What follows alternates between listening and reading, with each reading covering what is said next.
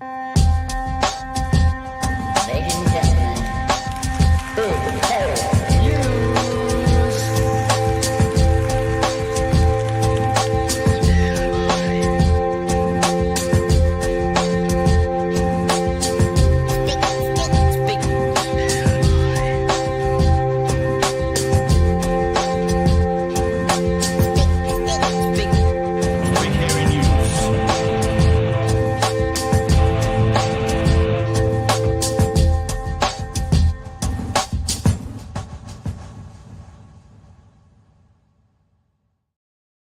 Hey, Kura Kotafana, welcome back to Big Hairy News Friday edition, Bright Hairy News, with myself and Magenta.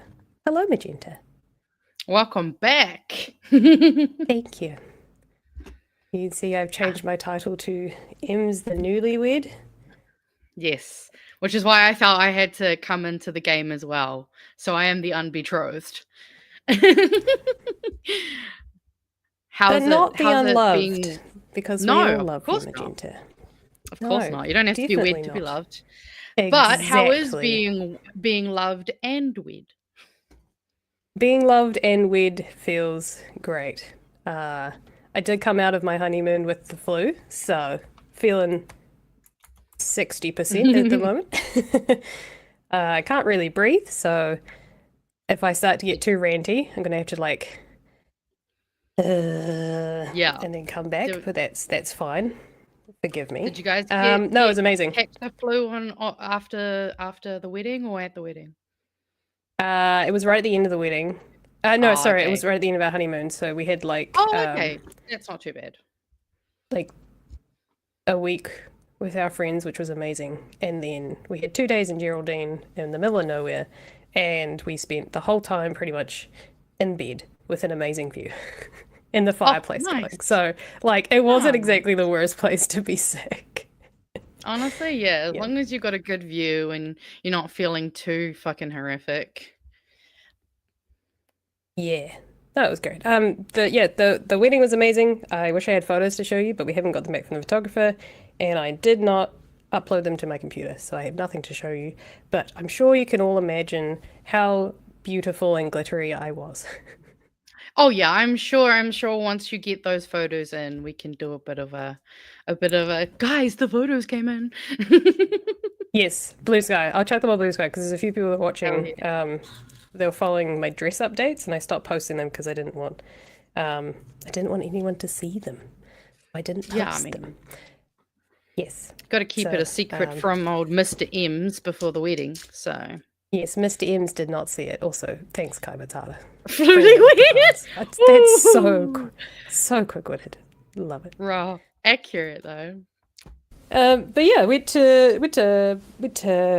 did we go?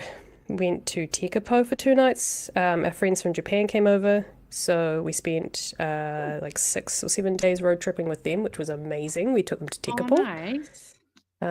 Sadly, we couldn't do stargazing because the clouds rolled in, but we got 10 minutes free trial in case the clouds simmered, with this amazing... From her accent, I can assume she was Singaporean. I don't know if there's a technically better way of saying from Singapore. But she gave us the best 10-minute trial ever, and we were so enamored. But we all had called it quits because the clouds came in. So, I think it's called chameleon stargazing. Booked with them. She was really good. It was good fun. Interesting. Yeah, I've always wanted to do one of those like stargazing things down in the south. They look so pretty. Yeah. And then we tried on our own when it was a bit clearer later on. We tried to do our own star photography. And Paul, I think is his name, who I follow on Blue Sky, who does astro, which I saw his the gallery exhibition, by the way. A little place in Arrowtown. They had a little gallery. Oh, nice. Yes.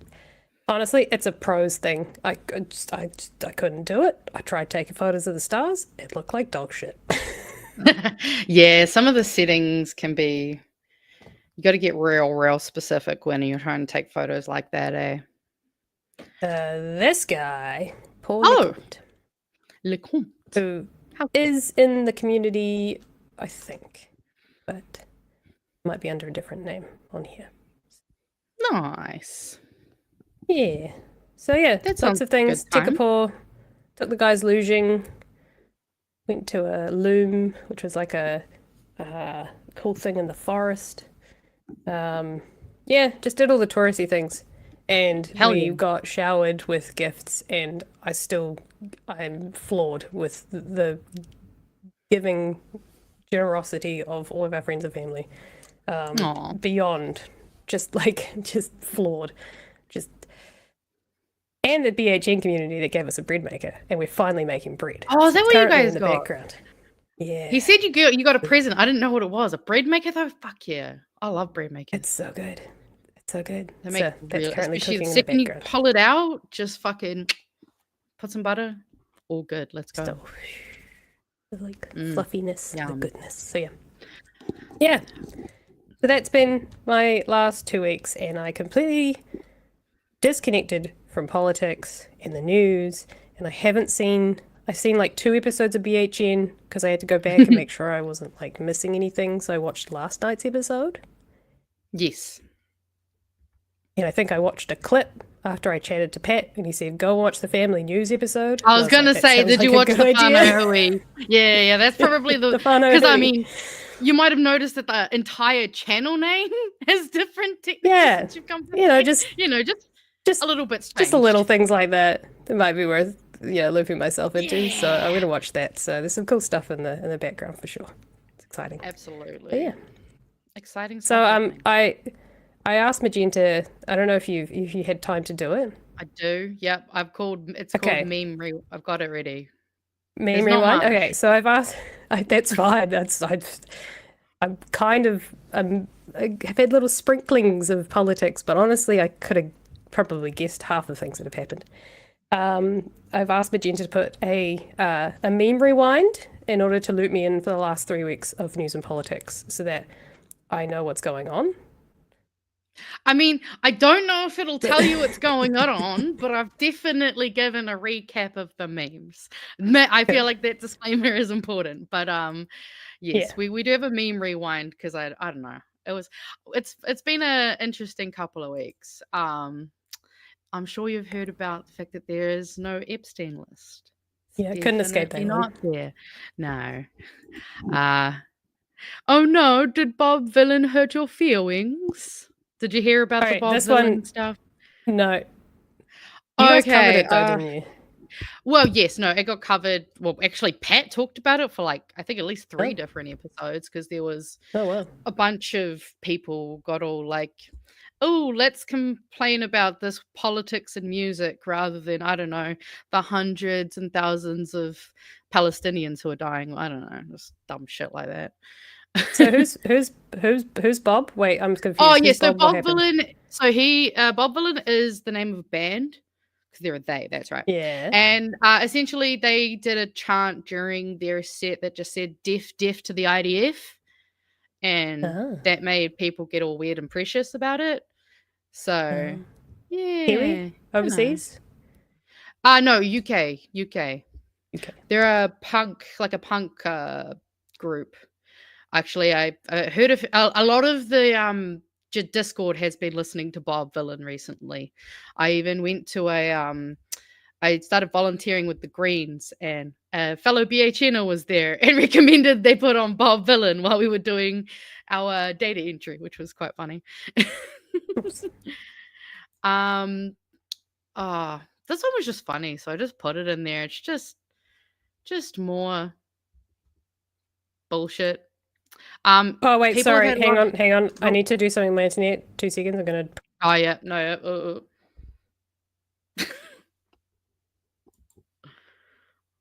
Let's see how long it takes for Ems to come back, everyone. Let's see. I'm dancing. Okay. I'm dancing. Am I back? There we go. Am I Yes, you're back.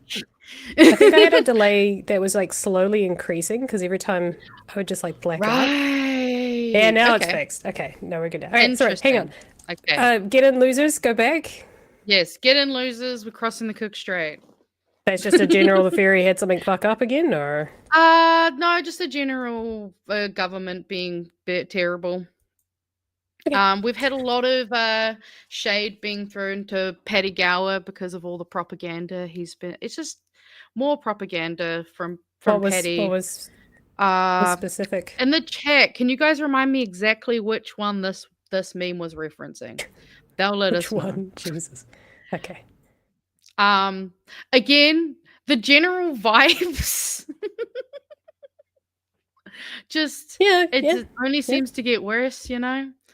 Everything's just I mean, especially when you see, I don't know if you saw that there was a block of butter that was spotted for $18. Okay, What? yes. There was a block of butter spotted at a Woolworths, I think it was. But yes, it was someone memeing? $18. No, it was an actual price tag. Holy shit, guys. Butter's got, I mean, I don't know if you've seen how much, like, even just coffee prices are going fucking absolutely nuts at the moment. Yeah, there was a few times where my partner and my husband and I, we were looking for like just a basic cheese roll or a mince pie to share with the guys because I never had one before, and we kept seeing like $10 for a pie or whatever, and like he was like, "This $10, that's so expensive," and I was just like, I think we just need to get used to inflation prices because I think we're both in denial because we've lived through an increase in prices that we can like compare it to something. But inflation is a thing, and also this crazy inflation is a thing. So I think we just have to get used to it. But we did in the end. We did find $6 pies somewhere, which is still way too fucking much, but better than a $9 pie. Well, I don't know if you've tried to buy just a 6-pack of Big Ben pies. I don't tend to buy them very often.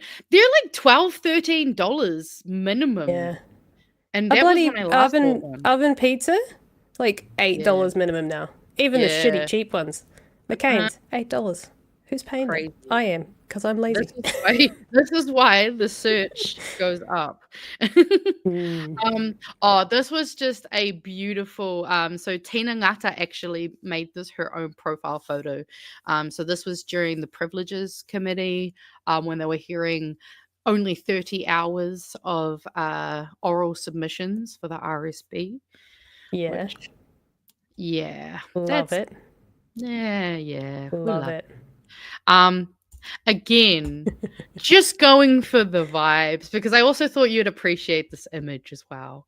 I have saved this. I can send you the individual in case you need it for reasons. Oh yeah, we unlocked a new Jesus. So the meme PDF had unlocked a new section called the Shadow Realm because Raijin decided to make this and I just needed you to see it. I have tagged Chewy in it. I don't think he ever replied, and I think he's probably never going to reply. I don't know who made it. It's fantastic, but I'm just seeing Thingy. Yeah. Can you see Thingy? Sort of with the way that Pat's mouth is the going windows around. Yeah. But also, please get that off my screen. It's weird. It's like seeing a meme of your dad. Right? I made this one. I made this one today. So I don't know if you heard about Ray Chung. Yes, I did. That was one of the things I watched. I watched the Tori Whanau episode interview. Well worth it. Yes. So obviously Ray Chung has been all up in the news. And with the way he was trying to gaslight everyone, it just made me think of this meme. So I've just done that. We've also got some more Ray Chung memes, of course, coming up. Cool.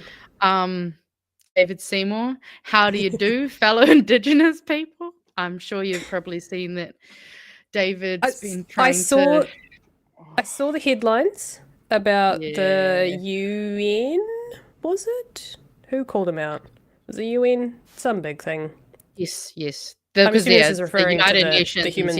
Yeah. Because if we signed up to the UNRip, which is the United Nations Declaration. Sorry, the what now? The United. Yeah, the UNRip. So name. It's the United Nations Declaration. I can't remember what the R is of Indigenous peoples. Oh yeah, Rights of Indigenous. Probably. Yeah, that's the one. UNRip. UNRip. I had to do it a lot during studies, but yeah, that's the quick meme review of the Yeah, Declaration of the Rights of Indigenous. Yeah, it was rights. Cool. Well, so It's I a saw that mouthful. he got out there and responded before, and then got a bit of a slap of the hand, and he kind of just went, "Oh, oops, foreign minister probably should have handled that." Oh, as he does. Yeah. But what was his actual response? Well, because he said some. I know there was some things around the fact that he said that like they did the consultation and didn't need to, but it was more in terms of the fact that like they had obviously consulted with who they wanted to. I also saw he's been going around now saying that he's attacking Karakia, which is another, again, I think he's just doing all this stuff at the moment again to try and drown and flood the news with random bullshit so people don't pay attention to the important stuff. Like we talked to Paul Barlow a bit about that on last week. And if you haven't seen his documentary yet, you should definitely go and catch up with that one. That one I did watch because Tori mentioned it, and I went, "That's right, he was doing a doco." So I did it 1.25 speed. I did ram that through my brain. Love it. And I just got the general gist of things. But and then I just let YouTube play because I was rearranging my house as you do when you're sick and just come back from holiday and your house looks like a literal bomb went off because you've just got shit everywhere. It's like the pre-wedding panic left over, then it was the post-wedding dump, plus the post-holiday dump, plus the post-present opening dump, and it was disgusting. So I've been doing that. But anyways, it did mean that I got to watch Paul's YouTube channel, so I gave him some views. Just let it run in the background of all the. He's such a nice voice to listen to. The most depressing stuff, right? Yeah, he's also teaching us a lot about local elections at the moment, which I'm very grateful for. Also, in case anyone's wondering, that was just the M's rewind. I still have a whole PDF. That was just for M's, guys. That's not the. I requested can I have the last 3 weeks? This is a side meme piece, you know. That's my side hoe. We've still got the main hoe. Don't worry. Yeah. Speaking of David Seymour, this is this kind of caught me up to speed as well. This is from Daniel. That's in my meme. Yeah, yeehaw boys. We love them. Yeehaw the boys. I felt like this kind of summed it up. I'm like, yeah, I'm pretty sure that I could have guessed that's what he said. Yeah. So yes, that was a great little meme. Kiara, he would say. Kiara. Kiara. No, hang on. We're not allowed to have any Māori in anything. Oh, true, yeah. Because otherwise we have to then start adding all the other things, like the Christian greeting, the Catholic greeting, a prayer. What are their greetings? We must have a prayer, and we must have... I'm going to make myself sound really bad, so I won't say anything else, but other religious... Oh, no, I mean, the boys did talk about that as well, though, and the point that Chewy pointed out is 100% correct, is karakia is not necessarily a prayer. Like, that's it. It's not necessarily a prayer. It's it can be an acknowledgement. It can be a setting of intentions. It can be, I don't know, some sick bars. Fuck. So, yeah, he's stupid. Love it. Ignore him. Well, I'm just going to jump into the first story. Unless we've got some super chats. Actually, tell you what, we'll get to the super chats first.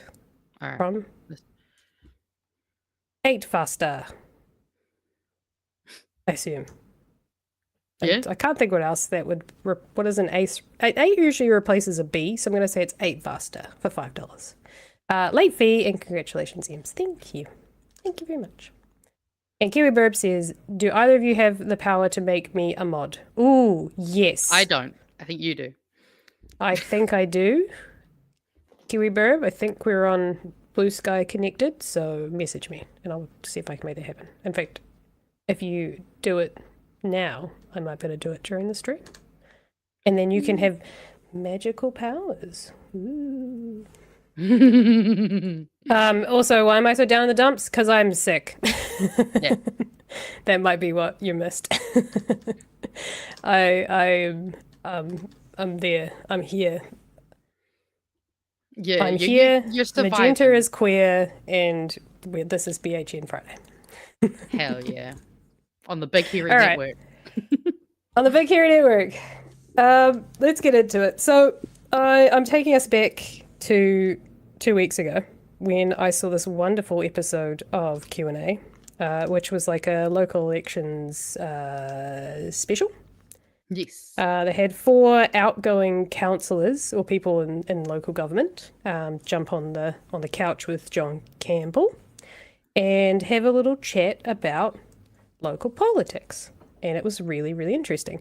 I'm going to highlight this very bit that made John Campbell absolutely lose his mind. And it's like live on television, John just like breaking professional character and professional boundaries. And it is such a good watch.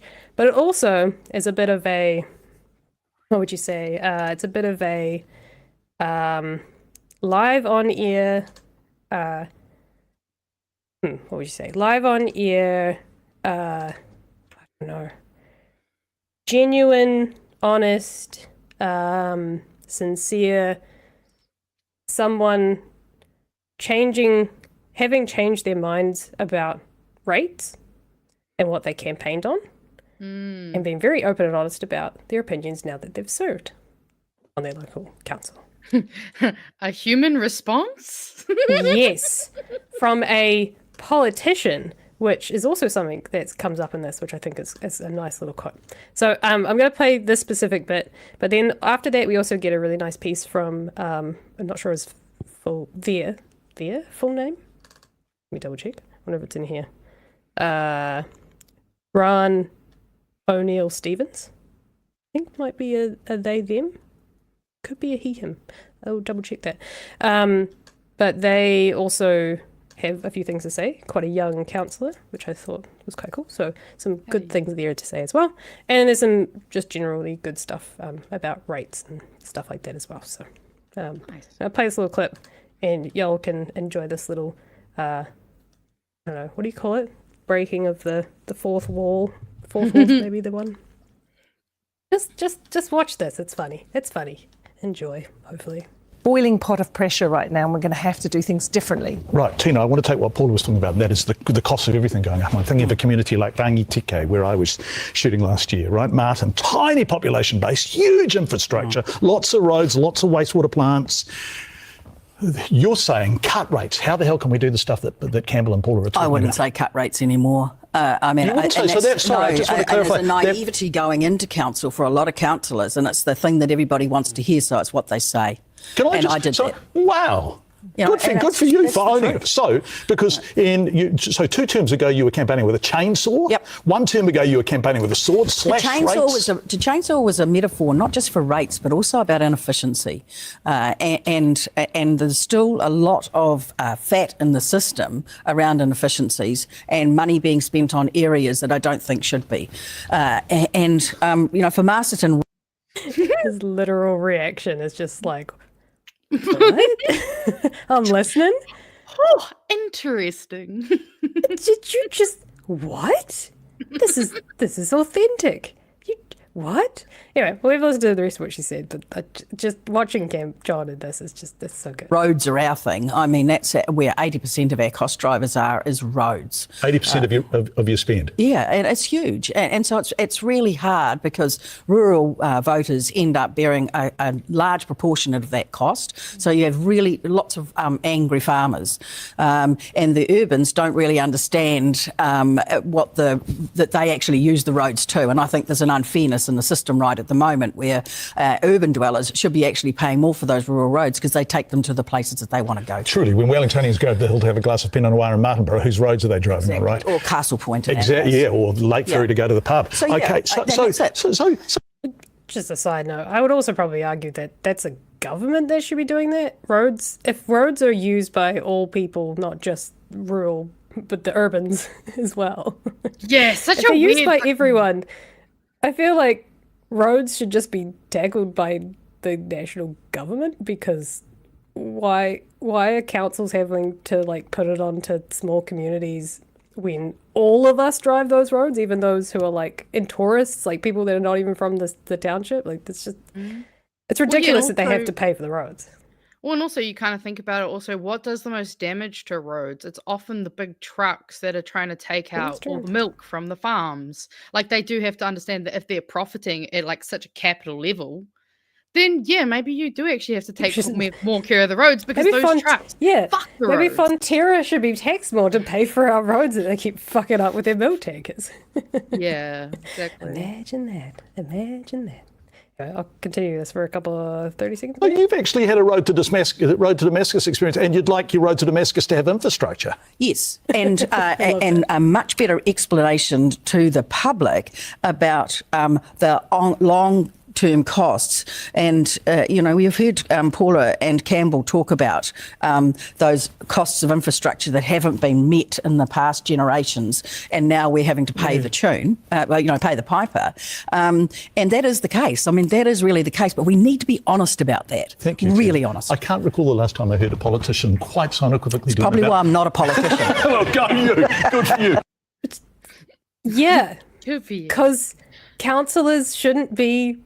I love that line of like, that's because I'm not a politician. And councillors shouldn't be politicians. They should be like, well, I don't think any politician should act like a politician. They should act like a,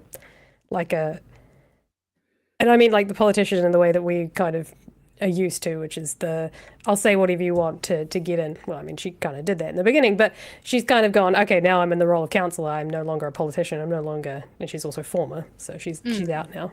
But and outgoing, I think. Yeah, so it's nice to be like, no, I'm not a politician. I'm just doing my job, and my job, as it says in the Local Governance Act, is to listen to the evidence, listen to the advice, look at the books, and go, shit, these are our issues. Let's fix them. I got to do the job now, not just be in the decision seat. But yeah, say what you want about her politics and her policies and whatever, or her track record. I think it's just really refreshing to see someone just go, look, here's the situation we're in.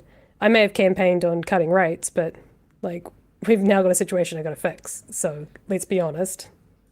It seems like that happens a lot, like where people come out of certain roles and then they feel like they're able to say something, which is actually why, for me, I feel like what bothers me is more actually the way that we've allowed people and media to villainize the term politician.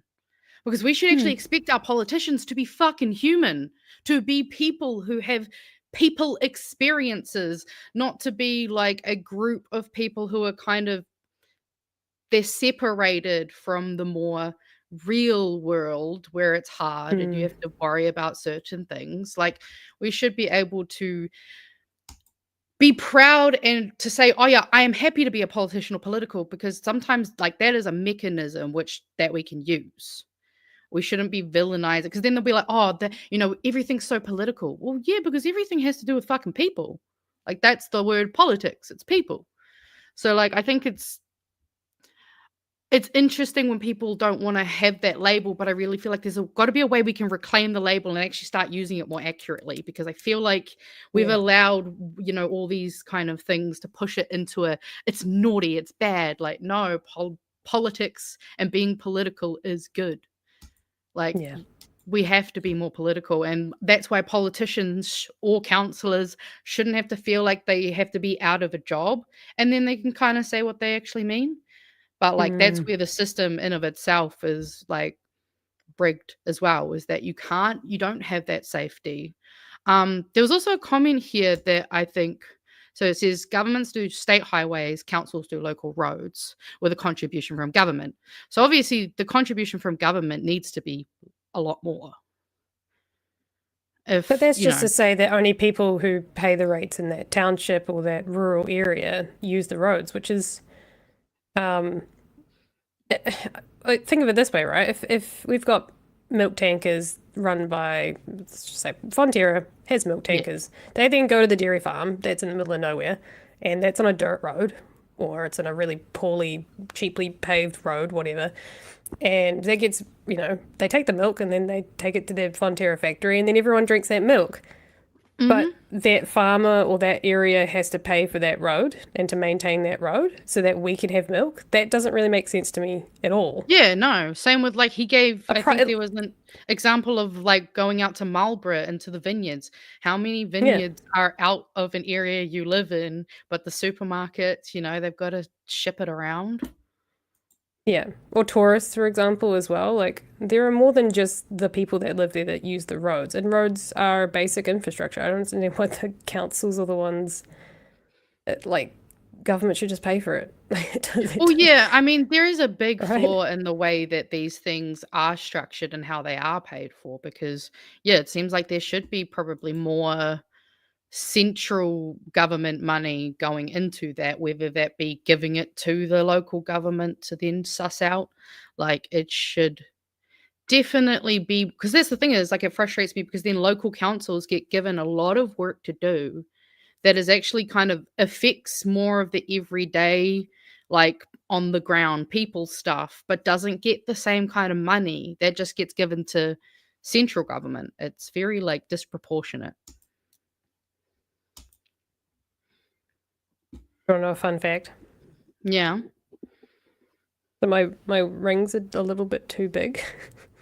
Oh yes. And they keep slipping off. And so I was fiddling and decided to put them on my fuck you finger. And it should take me a Did you fuck around and find out? I did, and now I can't get it over my knuckle. Oh, hang on. No, we're good. We're good. Carry on. Don't get out the butter. Carry on. We can't afford the butter. Do I need to go wash my hair to get them off again? Sorry. Anyways, I was totally listening to what you were saying. Yes. No. I mean, there's the whole conversation is about infrastructure and what council should pay for and what council shouldn't pay for. But I would like to continue the segment. I'm going to come back to good old John Campbell, who's then going to move on to Rohan O'Neill Stevens, O'Neill Stevens. And someone pointed out he is the deputy mayor of Nelson City Council. He was elected in 2019. He was the youngest at 19 years old. Damn. And now he's stepping out and he's going into, I believe he's going to run for something else political or something like the Māori ward, maybe not Māori warden, but something like that. I believe. Yeah, so really young deputy mayor, that's insane. That's awesome. And I just thought we'd have just he's stepping out, but I just thought we'd have a little listen because I think it's really cool to see someone who's only 25 already retiring from politics. And I know it's crazy. And what they've got to say about the state of the world. Rohan, talk about get the balancing act right in a community like Nelson, because Nelson has a very proud sense of itself, right? And it wants to stand upright and have good things, but that means rating people more, doesn't it? Yeah, I mean, I think one of the fundamental challenges we have in this conversation is that we don't start it from the point of what does a city actually cost to run. We talk about what have we previously charged, and so then you end up with these double-digit rate increases, which naturally people have a very strong reaction to. But the reality is, for many councils, we've been operating on a basis of pushing those very real costs onto future generations, putting operational expenses into borrowing, and just deferring the reality of what we're always going to have to confront is that infrastructure costs money. We want to live in nice cities, in nice urban spaces, and nice regions with the roads and water infrastructure that we've all come to expect. But right now the conversation has been, well, we don't really want to pay for that. And I think another part is we always talk about it solely in terms of local government. But I think this conversation is much more useful when we take a whole of government approach of actually saying, well, when we talk about rates becoming unaffordable, why isn't central government in here as part of that conversation around actually what is the support that they're providing to lift their burden and to balance that burden fairly, because rates are the only consistent tool that councils around the country have. And we have to pay for these things. And that's Paula's point too, right? And I'm sure Campbell would say the government needs to step in more on water infrastructure. Local water done well means essentially handling. And look, John, this will be exacerbated this year because it's an election year. Exactly. So every 3 years, you've got politicians who will be promising to hold or cut rates or a variety of those messages. And that's just a fantasy given the huge costs we're facing, actually. You're right. I'd say don't vote for them. I mean, because they're liars. I mean, the reality is anyone who goes up to the polls in this election and says they're going to cut rates is a liar. And I mean, the reality is we did. And we actually got rates under inflation for the first time in 15 years on my watch. And so I was pretty proud of that. But at the end of the day, people who are going into this election saying they're going to cut rates are going to lie. Tina Nixon throwing to the break magnificently. The genuine reaction from John Campbell there of just laughing his ass off at like, what is this? She was fucking. Nah, actually, I genuinely need you to clip just the bit of her saying anyone who says like they're not going to increase rates, like they're lying to you. I just need you to clip that bit so that we can share it on all of our socials. That is one job I will request because holy shit, I don't know who this lady is, but I love her. I had the same thing of like, and I'm sure there's I think it was it Kiwi Bird? I think it was you. Working for Nixon turned me into a socialist. Like, I'm sure it did. I'm sure she has many problems, but it is really nice, especially someone who has campaigned under that super, and I don't think she's that kind of right wing. I mean, I could be wrong. I don't think she's the kind that's like full conspiracy theorist and is like trying to take people down with double speak or like, you know, she's like, oh, don't attack that person, blah, blah, blah. And then their followers like attack that person. You know, it's not that kind of, I don't think she's that kind of person. But I think she is someone who genuinely thought that rates were too high. She said that she did manage to fix it within inflation, which is good on her. Well done, whatever. But now she is someone that perhaps those people would be listening to she's got them on board and is now saying, don't listen to the people that says, like, this is the genuine, like, place that all of the councils are in. When someone is telling you they're going to cut rates, they're lying to you. So she's now possibly got a slightly more conservative right, you know, middle, I don't know, rural backing. And she is now someone who is going to has now said these things. Those people hopefully listen to her because they say she's done some good work. And then maybe they'll then consider the candidates coming through next time that are saying cut rates, that they might go, actually, I'm not going to listen to that person. I'm going to listen to perhaps people that are a bit more centre and then maybe end up voting a little more centre left than they realise. So, you know, it is a shame that someone has to leave before they can say these things openly. But it is really good to see someone just genuinely say what is true and not just like, you know, harp on about something that is not true. According to Kiwi Burb, and I would trust Kiwi Burb because they know a lot of these people, that there was that conspiracy person and is a right-wing libertarian. But I guess to me that just shows if she is, then fuck me, shit must be bad if even she can go, nah, actually, like, yeah. I mean, a broken clock can be right twice a day, you know? So, I mean, it's just good to see that. And I do love I think someone put a comment saying we should put, can we put her against Ray Chung? That would be funny since he's tried to campaign on all that. But yeah, I mean, it's good to see it. It's just a shame that people only do that stuff when it's not really important anymore. But hey. Yeah, but I mean, it could be. It could be that it changes some people that might have... she could have just kept on the same thing. Knowing the evidence that she knows, she could have just kept saying, you know, rate cuts can happen, whatever. I campaigned on it. I did it. Like, she's said that she managed to do it. She managed to cut them within inflation. I don't know if that means that they slowly raise the rates. I don't know. I don't know what she did. But she could have very easily sat there and gone, oh, no, we definitely could cut rates. Like, we can cut rates. She could have said, local government doesn't need to pay for all this stuff. We should be cutting rates. And also the national as in not the government we currently have, the central government, thank you, myself. She could have just said, like, no, it's all there. Like, she could have made her whole thing about central government need to step up. But she didn't. She just genuinely said, don't vote for the people that are lying to you. Like, so, yeah, maybe she's a crackpot, but she might have actually just done some good for the rest of us. Yeah, hopefully. Who knows? Also, I love the fact that everyone's going to be like, if only we had a cheaper way of transporting people and goods. I mean, I wonder. here's hoping if we can get them to move on to that next after learning that rates aren't necessarily a true evil. Yeah. So there's it was a lovely little couch sesh with the other person there, Paula, I believe her name was Paula Southgate. Was also the other person talking in there, and the other person on the couch was Lower Hutt Mayor Campbell Barry. All of them are retiring, or they're no longer going for the next election.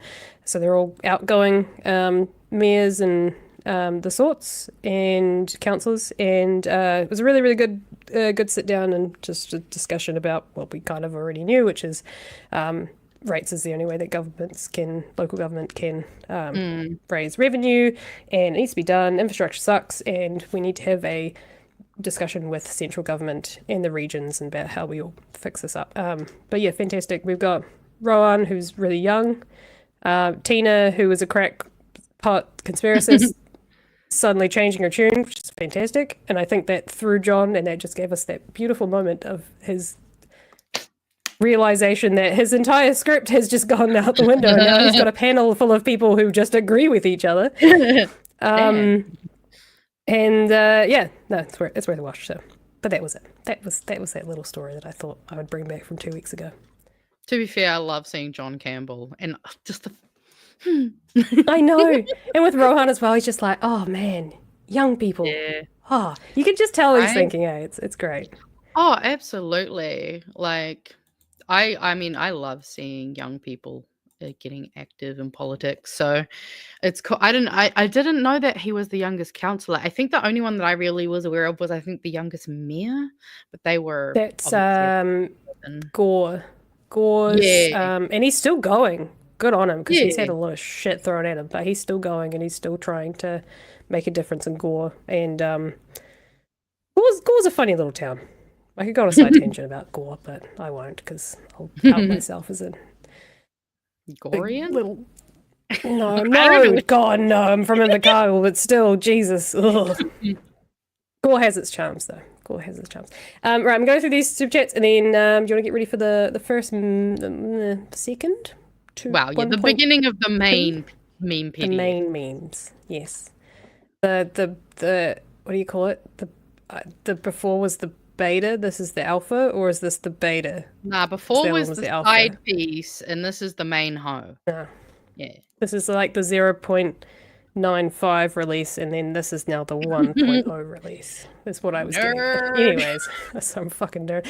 Anyway, Mr. Harvard's Padilla says, Mage, you have to wrap a karakia now. Hey, I can prepare something. I'll keep that in mind. It's just maybe because our bright hairy news scare off David Seymour even more. Kamatata for $5 says, does John Campbell also Kamatata has a new logo? Yeah.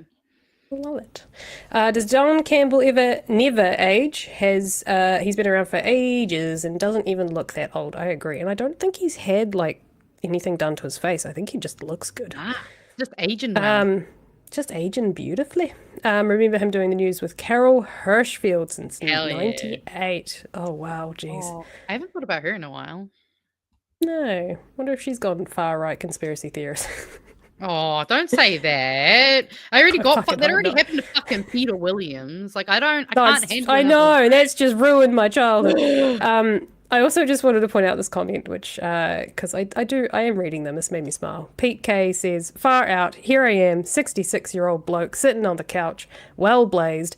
Never in a million years I'd be watching YouTube, but there you go, and I'm loving it. Thanks, Pete. I hope you are. I hope you stick around. Us youngins aren't that scary.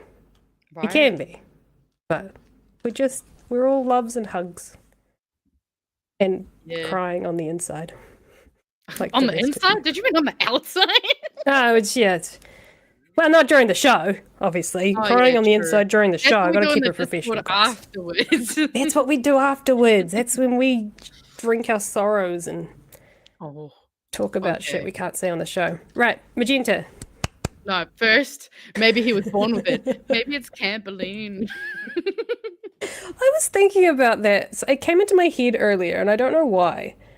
That maybe she's born with it. Maybe it's Maybelline. It's really rude. Oh, of course. Of course.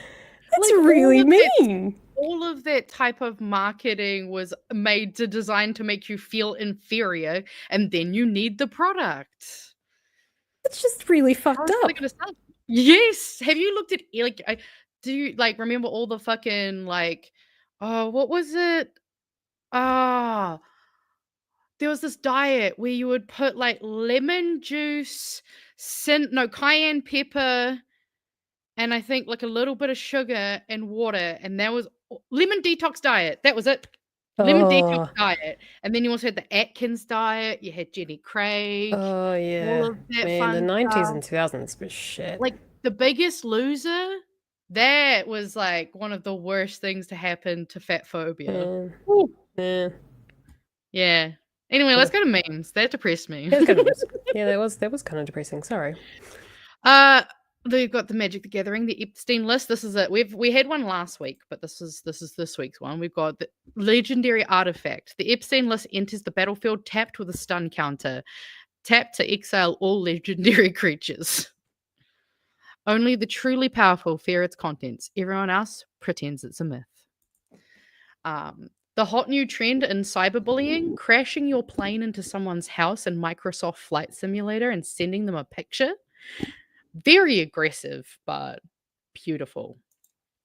Them, communism never works. Me, I'm going to do what they call a pro gamer move. How's Mega going? Oh, he bombed Iran and protects pedophiles. But we own the libs. Get dunked on. It said Aussies, but honestly, this applies to everyone. Everyone misses when morning routine didn't involve finding out whatever the fuck this cunt did today. I truly feel that almost every day. I'm sure you've seen the woke Superman. No. I've kind of I know there's something good about it, and I think it's because from what I understand, is like it makes parallels to the Palestine genocide, and like it's kind of pro-Palestine. But I'm trying to avoid it because I also maybe want to watch the movie now. So. Well, yes. I mean, when you take it from the base premise, I mean, those types of things, you've got Superman, who's like an alien immigrant to the world. You also got like, the way that he's obviously like all of like cartoon comics have always inherently been very political. It's kind of why they are in that format, because you can often say things in that type of format that you couldn't necessarily say in a more, I guess, physical human format. Like I know Family Guy has made jokes about it before in the past of like they can get away with doing really cooked jokes because it's animated. But yeah. So this is just, they never became woke. You grew up to be a shitty person. Chewy posted this one actually.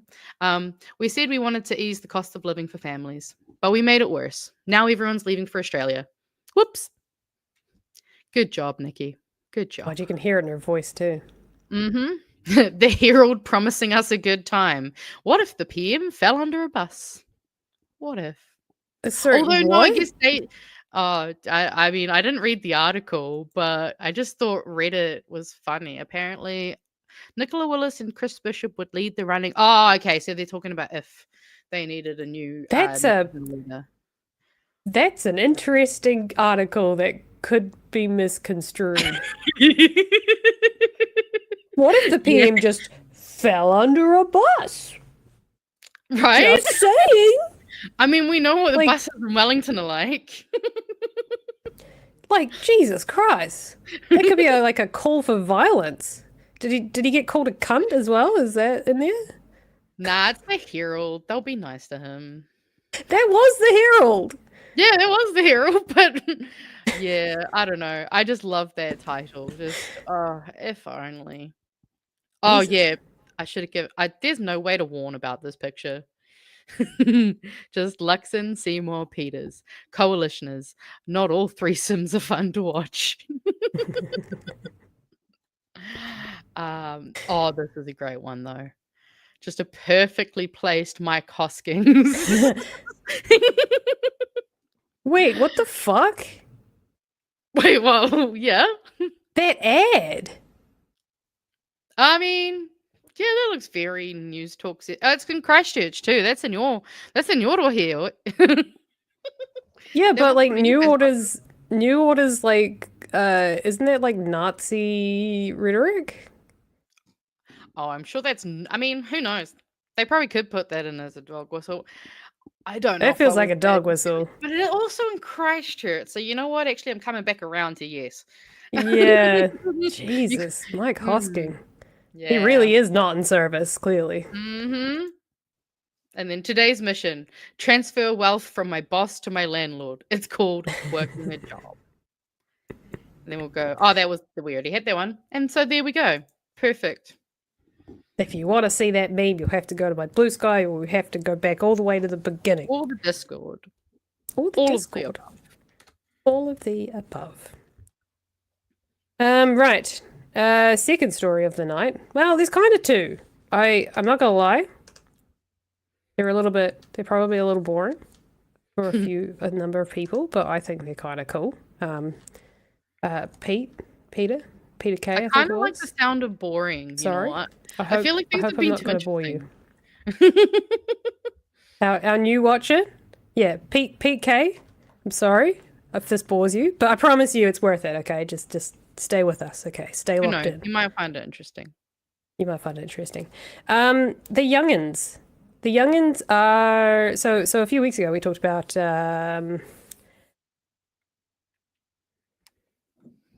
first name I Stop. can't remember. Z Momdani, because I Ah. can't remember his first name. Sohan? Sohan? Zohan. Yeah. No, wait, hang on. Zoran? No, it was Zoran. it was I don't know if I'm pronouncing it right. Zohan or it was Zoran. One of the two. I'm so sorry. Zoran. Zoran, thank you. Ran for the Democratic primary to be the Democratic nominee for the New York mayoral election, and he won the Democratic seat, meaning that he is the Democratic nominee against. He won against Cuomo, who was the former New York governor. I believe I'm getting this all right now. And Zoran won. He won. He is the Democratic nominee for the mayoral election, which, being that New York City is a very Democratic held position, he is most likely to be the next mayor of New York City. Ran on a very, very progressive ticket. Very openly called himself a socialist, progressive socialist. Democratic socialist, I believe it was. He was well backed by AOC gave her endorsement. Bernie Sanders gave his endorsement. He had a lot of connections to I believe it's also called the Democratic Socialist Alliance or something like that. It's like a sort of a group that helps people with the same vision, such as Bernie Sanders and AOC, kind of get through politics and all that sort of stuff. Yeah, so he was kind of one of a few sort of waves of progressive politicians and political candidates, people running for places in America, which is kind of like the very anti-Trump sentiment, I think, that's coming through. And also people are just kind of pissed off at the Democrats because the Democrats aren't doing enough and they're kind of just sitting on their hands. People are sick of the, I don't know, Democratic The bipartisan machine, bullshit. Yeah. just the machine that they're just not doing, they're not doing enough, and it's spouting out all of these very progressive candidates that are doing very well. This is all to say that one of those people that popped up, unfortunately did not win, but popped up in the last couple of weeks was someone called Deja Foxx. She's a 25-year-old, I believe. She was running for, and this is where I'm a little bit like American politics. She was running for the Democratic primary in the hopes of being the Arizonian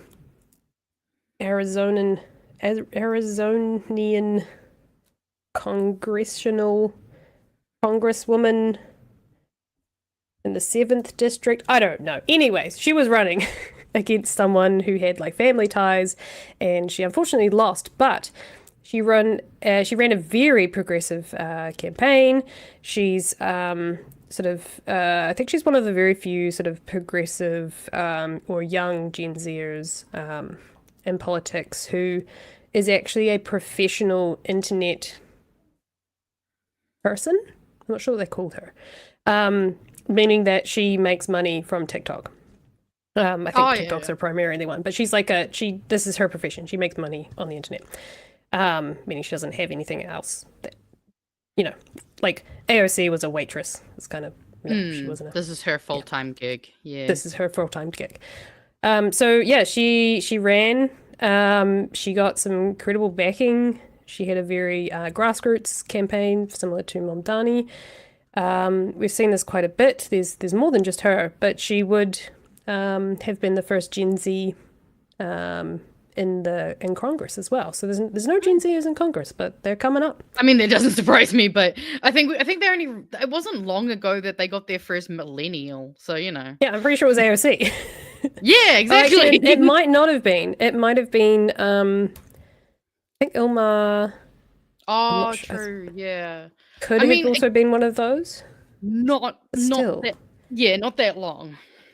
Be crazy. So yeah, I wanted to play a few little clips because I don't know who's in the audience, but if you're watching us, I'm going to assume that you're a little younger. maybe not.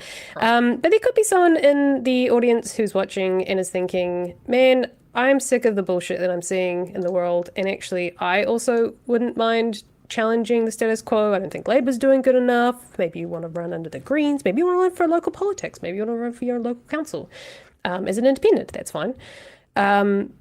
Maybe this will give you a little bit of a I don't know, some brain fuzzies to be like, you know what, maybe I could, as a young person, run for politics. I'm going to show you these a few little clips that she put out. This is my favorite. This is called the Sigma Edit, and you'll see why in a second. Fuck me.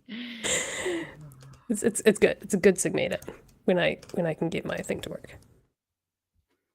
Oh, come on. Of the United States basically since I was 15 years old. And I'm really clear on his game. He's not interested in your safety. He's not interested in making your life better. This is not a man who knows the cost of eggs. He's someone who's never done his own grocery shopping. Like, let's be so for real. He is somebody who governs by spectacle. He thinks only about the headlines, only about perception, not about his impact. And that's because he's a reality TV show host by trade. He knows entertainment, not policy. Anything with him you agree on at all? Now that's a no. But do I know how he plays? Yes. Do I know how to stand up to him? Absolutely. And that's something Democrats could learn something from. I don't intend to go to DC and fight with a bunch of Democrats. The Republicans are the ones trying to take healthcare and food away from families like mine. But I do intend to show Democrats how to stand up and fight back. Just realized I hope that's loyalty-free music, because otherwise we just got demonetized. So oopsies. I love the Sigma Edit. It's great. It's that. I didn't realize that was what it was called. Okay, good to know. That's the Sigma. Just imagine that, but instead of what she was saying, which is very like on board, it's like Andrew Tate saying that women are subservient to men. And you can totally see what I mean, right? Like, just imagine that music. Donald Trump has been running for president of the United States basically since I was 15. That's the Sigma Edit. Just where it comes from, I believe. Hell yeah. But there you go. And there's a few other ones that there's the one that she posted for her campaign, which hopefully I don't demonetize. Politics picked me. Just sort of. I grew up a free lunch kid. In our public schools. Make it quieter so I don't get demonetized. But yeah, you know, raised by single moms, she's got her storytelling down. And Medicaid some, helped us make classic. I know what it feels like to have elected officials make decisions about the things you need to just get by. The way things She's very well spoken. I don't like to make it about this, but I think it does play a part. She's very, very pretty. She comes across very, very intelligent. Oh, for sure. Yeah. Pretty privileged. I mean, she's using Pretty it. privileged. Get it, girl. Yeah. Exactly. She's someone who's who challenged from quite a young age the sex education in her school. She had a lot of issues with, so she went against the school board and managed to get better sex education for her school. And she's been, as you can see in some of these clips here, she's been on the front lines for a while. So she's very politically active. But it's cool to see someone. She reminds me a hell of a lot like of Tamitha. Yes. It's very like articulate, but also very cool and like not afraid to be a Gen Zer, which but like you can see in like some of these clips as well. She's like she can look like the typical professional woman as well. Like she can do both. Yeah, no, exactly. And I mean, I feel like especially in terms of like say how obviously predominantly Gen Z, but also probably young millennials, the way that they're able to make videos like this, you know, like it is actually extremely impressive the way that they condense down really hard to understand information and then get it across to you in quite a quick way. And that's one of the things I really like from seeing, you know, these kind of people and this kind of, I guess the new wave of politics from, you know, the younger generations where we're realizing we have been left out of so much and have been we're going, oh shit, everything's actually kind of on fire and we need to be able to get everybody on the same team so that we can try to like put this fucking fire out. I also thought it was interesting because I don't know if you saw some of the news today, but the UK are lowering their voting age to 16. Oh, cool. Yeah, it was just announced today, I believe. Yeah, they're planning to give 16 and 17-year-olds the right to vote, which is obviously going to kick off more of the New Zealand Make It 16 campaign that's been going for quite some time now. And I think that kind of lends itself to all these things of just, if younger people are wanting to get engaged and actually be politicians, then fuck yeah. Like to be fair, I've been thinking about running for local council, maybe not this year, but the next one.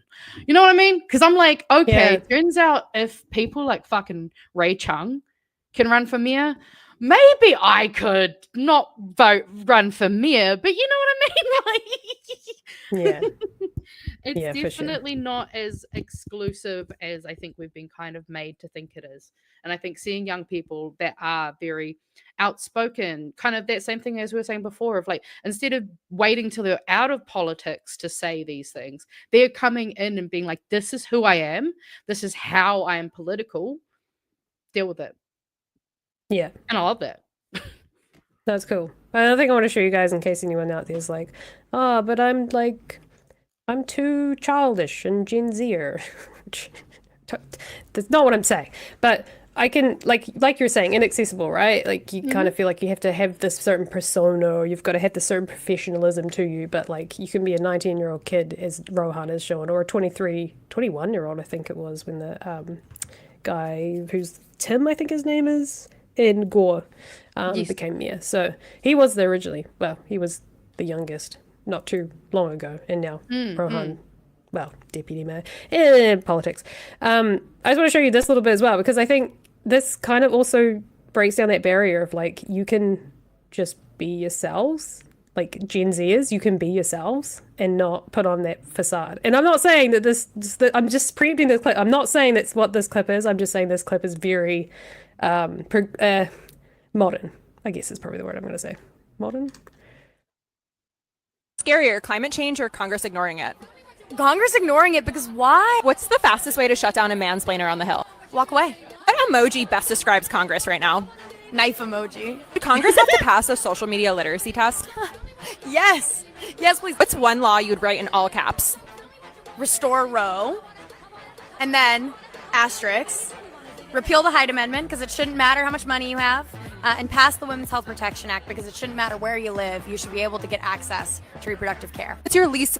Again, I had to stop it because otherwise I'm getting monetized. But this is the sort of thing that you can if you're thinking of running campaigns, or even if there's someone in the audience who's part of the political space, which there are, I think there's some great people behind some of our politicians at the moment, or current MPs, like Duncan's social media team does a really good job.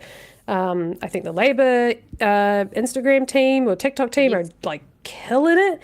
Yeah. But even this like one-to-one interview, which is very like quick fire, it's very like she said her favorite emoji was the knife emoji. Like, I love that. Ooh, but like No, what represents it's fun. Congress, which was even better, because that is directly linking a knife to politics, where some people be like, "Ooh, she's making a threat." It's a threat. Whereas, Yeah. like, no, So it's like just you can have fine. fun with it, and she's done really well. She didn't win it for sure, but like she still kicked up a fuss. She was still seen by a lot of media, and Oh yeah, I mean, the next election, I'm sure she will have built up much more like this. I feel like these kind of things is like she's starting the foundations. Like, we never thought that Trump would get in the first time, let alone the second time, because things kind of change as they go on. Like, it's and it's really cool to see. Also, apparently, it was Ben, not Tim. Ben. Bell. Thank you. I was trying to look it up earlier, and I saw a Tim, and I was like, I think his name was Tim, but Tim. Sorry, but yes, thank you, Ben Bell. Yeah. Nah, I mean, it's really good to see. Like, I mean, people like because it also reminds me of even just like Jordan Rivers. He has a lot of really good, like, he's a good portion, like good reason why I got a lot more back into this kind of stuff. And I think it was because I was following like him and Spiderhoof, which is kind of how I found BHN and all that stuff. And I mean, like, we just obviously recently had the youth MPs in Parliament. Awesome stuff. I love the way they were like, hey, they tried to tell us not to say these things, and we're just gonna fucking tell you. And I'm like, yes, because we shouldn't be trying to be controlled and constrained by these ways you have to behave. Like, that's really what I don't like, because that's what I don't like a lot about, I guess, the Westminster system, because it's very much made of that kind of structure. Like, we should have ways where we can kind of, I don't know, have haka, or, be able to oppose things in ways that are a bit more flexible and, I guess, representative. Yeah. Huh. Thank you. Someone's corrected me. Tim was the Gore Council CEO that Ben fought with. Well, there was a Tim and a Ben. Fucking hell. There was a Tim and a Ben. I knew there was a Tim. It just didn't. Apologies, not Tim. Ben. That whole saga is the also, someone the pointed beginning out of the can of worms. Chloe ran for mayor when she was 19. So she did. Yeah. Starting early, get them in there young. And who knows, you could become. Apparently Cuomo is also running as an independent now. So that was a random side information I thought was interesting. Dude, give up. Right? Go take your buckets of hundreds of thousands and just like fuck off. Like, you've done your dash. I think I don't believe it was in that clip that I showed from the local government thing with John Campbell, but in there Rohan said that he is not they're not running again because they've decided that they've done 2 terms, maybe even 3 terms, and they are ready for fresh blood to come in. Like, they're stepping down so that fresh blood can come in, which is hilarious because he's 25.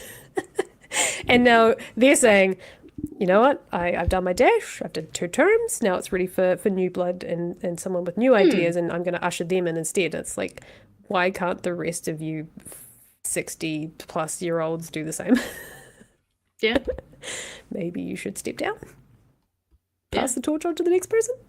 I mean, if people can be in Parliament with Alzheimer's, I think we can make some accommodations. Or scary question mark ankle diseases. No. Fucking hell. Oh. Yeah. So that was my fun little I don't know, just like a little bit of a PSA. So if you're thinking about it, you can use modern tech, you can use modern language, you can use modern ways of communicating, and it can be successful. You can rally up the people around you, even the young ones who maybe feel a little bit disheartened or a little bit disconnected from politics. Go for it, because I think even if you don't win, you just get your name out there, and it's something you want to do long term, is like politics and like making a change in the world. Just give it a go, because you never know. But also be prepared to be mayor of your township. Or even if you're not willing to like, you're not in the space to do anything that big, I think just getting more involved in general and understanding politics that's affecting the world around you. Like, even if it's something just simple like learning more about local politics by watching like Paul the Other One, or educating people that when you see stuff on BHN and sending it to them, or even better, because I kind of wanted to do this, so I'm gonna just shoehorn this in now. Go volunteer for the Greens or Te Pāti Māori, because it's a local body election year, and they need all the, not even just hands. It can be, there's a lot of things you can do. You can do like distance stuff where you might be able to make phone calls for them. Like, I've gone in and done some data entry, which is quite fun because it's really easy. You just sit there, hang out, and they bring us really yummy food, which is so sweet. And yeah, I highly recommend people getting involved with that stuff. Even if it's just a few hours once a month, those small bits of help mean so much. Like, money isn't the only thing that parties need. They need hands, they need feet, they need lots of things. Agreed. Speaking of the Greens, I don't know if that's what you're talking about. Sorry, I assume that's what you're talking about through context, right? I said the Greens and Te Pāti Māori, yes. But cool, yeah, sweet, I also you weren't here, but I signed up to the Greens. Yes, no, I used that context to infer what you were saying. I was half reading the comments. It's very sick, guys. Leave me alone. And then I inferred from what you were saying that you were helping out and doing volunteer stuff for either the Greens or Te Pāti Māori. The Greens, yeah. I joined the Greens. So speaking of the Greens, because I realised that might have just come out of nowhere, they've got an event on tomorrow night here in Christchurch and on Sunday. Oh, nice. So if you would like to go to those, I think Chloe's in town. Kahurangi, I believe, is the local MP. I love Kahurangi. Or representative in the area. And I think someone else is going to be there as well. So yeah, they'll be for the Greens on tour, because they had to postpone their Wellington date due to the passing of Takutai. So I think we're getting ours at the end of this month. There you go. But yeah, if you're in Christchurch and you want to come along to that, just go have a look on the Greens. Search Greens on tour, and I think you can still put your name down to go to a few events that are happening over the weekend. Hell yeah! Also, Kiwi Burb. It wasn't a pizza party. See, we got real home cooked, like this beautiful lentil curry thing. It was delicious with some bread. None of this pizza stuff. They cook. That's what I'm getting tomorrow. What do you mean? Are you harassing the pizza party? No, I'm not saying pizza's bad. I'm just saying the fact is they got some lovely woman comes in and she delivers like this food she's made at home. It's just, I love it. But pizza's also good.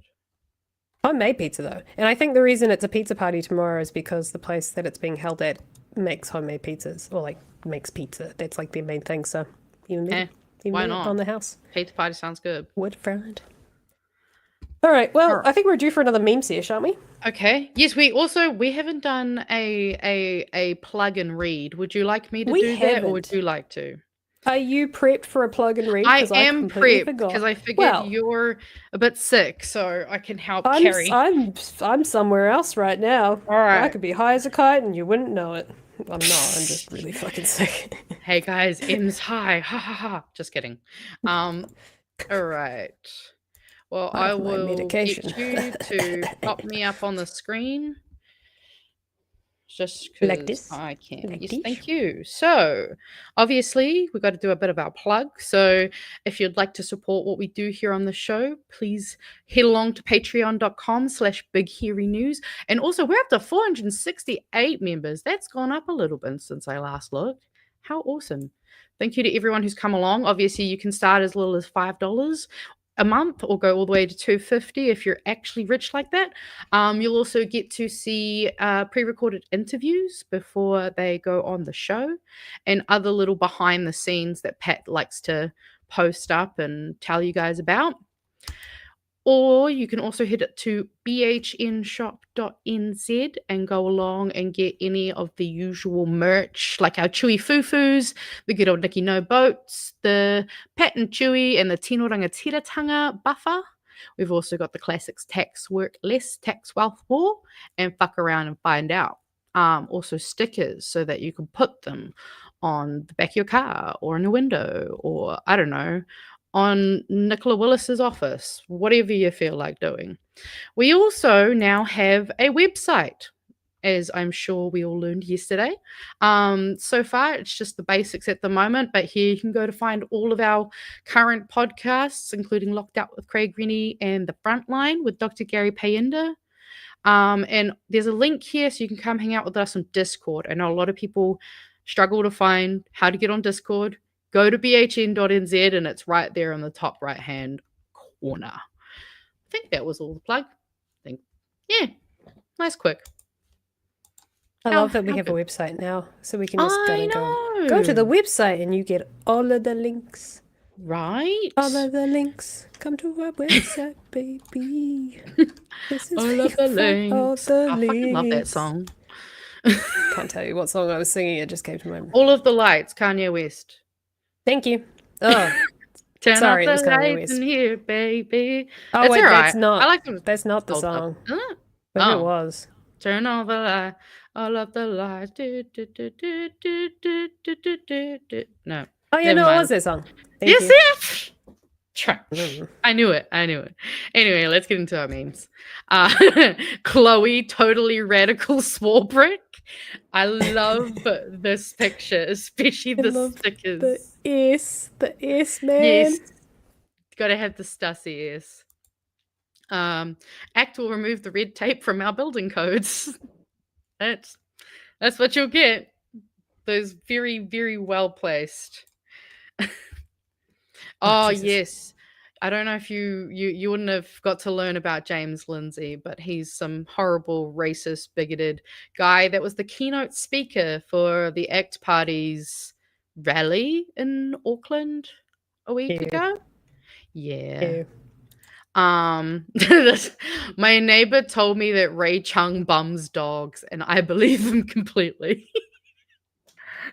Is there a tape of that? Because Oh, well, no, see, if Ray didn't ask the Sun for clarification, then neither do we. News Talk said B, no thinking, no evidence, no experts, just angry knee-jerk reactions. I hear you're in the market for a circus. Well, here's where you can find a bunch of clowns for it, especially on that 9th floor. This, no context, no words put doesn't on need it. it. Don't know where it came from, but you know Doesn't what? need it. It doesn't. Doesn't No, need it it. doesn't. I think everyone can see that he fits right in there, doesn't he?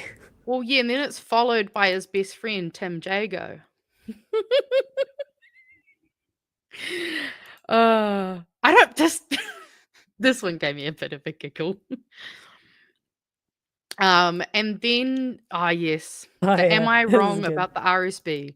No, it's the GCSB, SIS, MB, MFE, Treasury, and the lawyers and the public that are wrong. Definitely not him. Couldn't be. I love this one. Someone's been taking my let's remember how much we're paying this motherfucker to heart. The cost to pay for eggs in New Zealand is ridiculous. Meanwhile, 498,300 yearly. And that goes up each year. Plus, what he didn't have to pay in capital gains because he changed the we rules and gotta- then sold his properties. Just a gotta reminder. get a this guy calculator owns- for all of Used that. to own 7 properties. Like it's Right? Fuck you, bald man. Oh yes, I don't know if you saw. What if he just fell under a bus? I don't know if you saw the Just news, What the fuck? but Carry on. two council candidates have actually are left independent together after all of the bullshit. Oh. Yeah, so in Oh. a press release, the group confirmed that Andrea Compton and Dan Millwood have left their organization to campaign independently. So now they're independently not together. Yeah, it's a fucking mess. But you know what? He deserves it. He made this messy bed and he can lie in it. As long as he doesn't win. Oh yes, so I got my flatmate to help me make this because Ray Chung is the gossip girl, but then also you got Graham Bloxham in the top left, and you've got Nicola Young in the top right, and then Ray Chung in just all the other pictures because wow, motherfucker Why was not? out here just spreading all the gossip. God, Gossip Girl, what a time. What a time to Right? be alive. XOXO Ray Chung. Ray Chung. Oh, this is so I was watching BHN and I saw this image when I paused the screen. And I was like, this is a great image. I'm going to give this to the Discord. Well, the Discord have provided. Oh, wow. Yeah. We've got Dancing with the Stars. We got the Homer meme. It looks really good, eh? The tie? Wait, no, hang on. It's been right? edited, right? Yeah, no, I mean, I'm not sure how they edited it, but Oh, no, of this course has it's been edited. Yeah, you can see it up the top. Yeah. We got this one, which is just nice little sad. My chocolate box is full of mold. Oh my Just god. the shoulders, and even the way they like put the it. tie coming in at the I bottom know. here, It's right? the memes are being elevated these days. Right? This one really got me. Oh, this one Oh though, my fucking God. Gangnam Style, like the Bernie next to it as well. I'm just like, I don't know why, but I'm here for it. Oh, do you know this scene from The Shining? No, I've never watched it. Let's just say someone had to was like this originally, and then had to be like this for you to see Bishop's face. Let's just say that. Okay. There we go. Just a random lady in the tramp. Don't know why. Love it. This one though, this was one of my favorites. Like so. There are good. so many. I'm even thinking of ones. There was one a few back. I'm thinking of the cat. The cat yelling over the table meme. Oh I don't yes. It's the, And then there'll be the "You did this. Yes. Yeah. Yes, I just yes. imagine him in that meme. That's all. Hey. Someone can make that if they want. Exactly. There's more room for memes. We've got an amazing one from Kai Matata here. Local government can't afford to lower rates when you underfund them. National need to continue underfunding and mocking local government. Just accurate as fuck. This one made me like snort laugh out loud. I wish Chris held me like that. Should say I And- wish Kieran would hold me like that. Aiden put in some hella work here, and I am obsessed with the way that Pugsley looks with Bishop's face. It's just so perfect, and like just a lot of good effort, or should I say, the coalition family. And then we can save the last couple for after we're finished, because we get bonus. Sounds good. memes. Bonus memes. My last story tonight is not really a story. It's just an opinion. I think it's just the entire show, really, isn't it? Okay. set the scene. I don't watch TV anymore because I'm a millennial and I have a PlayStation, so my main source of television is YouTube. It's probably why we're a little bit cooked in the head. So when I go home to my family and they have TV, actual TV, like satellite TV, the stuff that comes from the sky and the television studios and comes into our TV boxes. That was an accident. That's an interesting. I've been watching that in the chat, just by the way. Interesting discussion, guys. Interesting, but you're all wrong. Chloe's good. Honestly, someone could have told you I'm drunk this episode, and they'd probably believe it. Where was I saying? I was saying Watching TV at your mum's or someone's. I was watching TV at my mum's, and then Nice. because obviously there's ads when you watch TV, and it was all like, "Hey, this new TV series show is returned. Eat well for less. New Zealand with the guy from MasterChef, I think, and some other guy. Sorry, I don't know any of these people because I don't watch New Zealand TV. Apart from I the vaguely news, so know I the can- guy. I do vaguely Yeah, remember him from TV when I lived at home. Yeah, the guy. They're back with Eat Well for Less New Zealand, and my immediate reaction is interesting that this comes up during a time of economic instability. Kind of makes sense, right? Trying to help people, make their budget stretch and make sure we're feeding families, and also disseminating like really good information to help people make good decisions at the supermarket, especially when things are really out of control. And then the second part of me went, is this like poverty porn? Because it kind of feels like my other cynical part of my brain was just like, oh yeah, cool. So times are tough. There's a duopoly that makes everything way more expensive. There's a manufactured economic crisis because let's be honest, we could have avoided it. All the economic pointers when Labour were in government with all of their economic plans, things were looking good. Recession, the economy was under control. I'm pretty damn sure there's a good number of economists that are going to say that this is a manufactured economic crisis that National have put on to a lot of people, plus everything else that they're doing by not investing in our infrastructure and making it harder for people.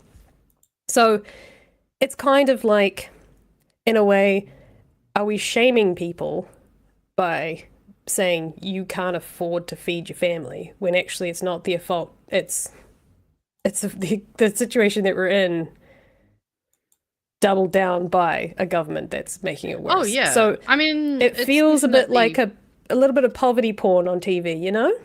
Oh You know yeah. what I mean? You feel that? Placing the blame on those who have no control over how things are going is very stereotypical.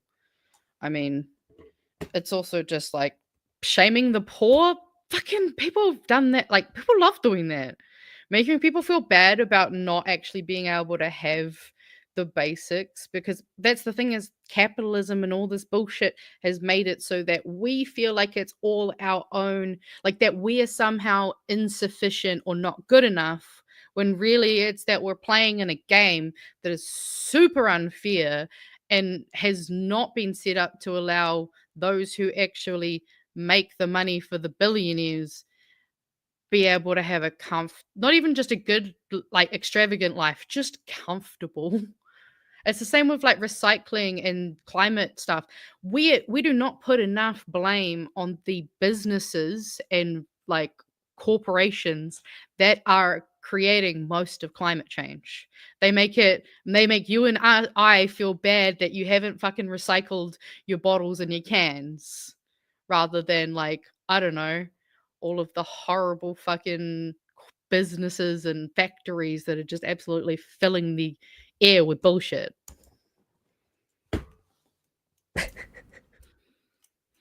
Did you intend to put that on the screen, or you just? Oh shit! Sorry, was that me? Whoops. Sorry, guys. I didn't realize I tapped the button. Hi, Simon. Sup, Simon. Sup, Simon. But yeah, I mean, there's always blame She's the rage keyboard individual. Yeah, exactly. It's just blame the person who has no control and make them feel like it's their fault. That's kind of the vibe that I got. And I was trying to find some articles, or even some like maybe more like research articles about I mean, there probably are out there. I couldn't find it necessarily under the tags that I looked under. about the kinds of shows that pop up during certain times. But I think we can all somewhat agree that there is, like movies, there is a bit of a cycle. There's a cycle in everything, right? There's a cycle in fashion in which we go, this is fashionable, this is no longer fashionable. We have micro trends, which is kind of very this era because of the way that fashion manufacturing is done. But generally speaking, we go, this is the trend. We're currently in, like, we're going back to the 90s trend, the 90s and the early 2000s trend. We've gone back to, what is it called? Heroin chic is a term. Oh, yes. Yeah. Yes, I know. So we're showing, we got the whale tails and we're showing off our midriffs. To be fair, that's coming back again. It's already I know, that's what I'm saying. That's what I'm saying. But when we were kids, it was kind of, I don't know. What is it?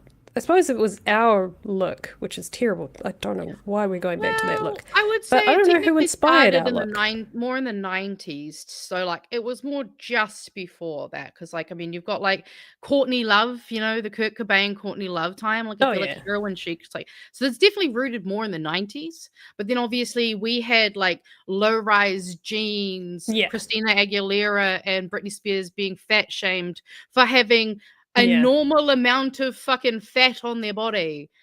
Or all the diets that I was talking about earlier. Yeah. So anyways, yes, cycle in so many different ways. There's the makeup cycles, there's the fashion cycles, there's the there's movie cycles in terms of like what genres are in and what genres are out, and then the same happens, I believe, with TV as well.